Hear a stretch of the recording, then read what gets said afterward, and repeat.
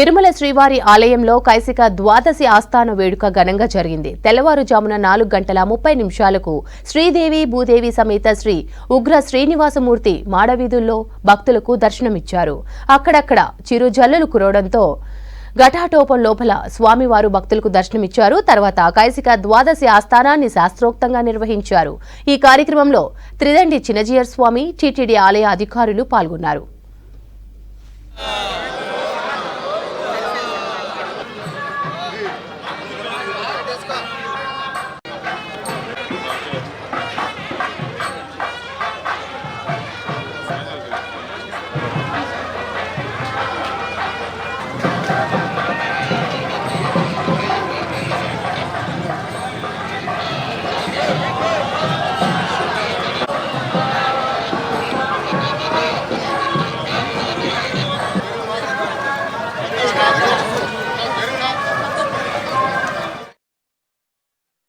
కైసిక ద్వాదశి సందర్భంగా ఉగ్ర శ్రీనివాసమూర్తి శ్రీదేవి భూదేవి సమేతుడై సూర్యోదయం ముందే తిరుమాడ వీధుల్లో ఊరేగుతూ వేంచేసి ఉన్నారు.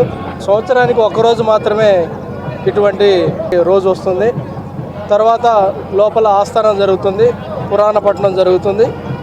సో భక్తులందరూ కూడా చాలా భక్తి శ్రద్ధలతో స్వామివారిని దర్శించుకోవడం జరుగుతుంది. సో ఇది చాలా ప్రత్యేకమైన రోజు, ఎందుకంటే స్వామివారు ఉగ్ర శ్రీనివాసమూర్తి ఒకరోజు మాత్రమే సంవత్సరంలో ఇలా తిరుమాడ వీధుల్లో ఊరేగుతూ వస్తారనమాట.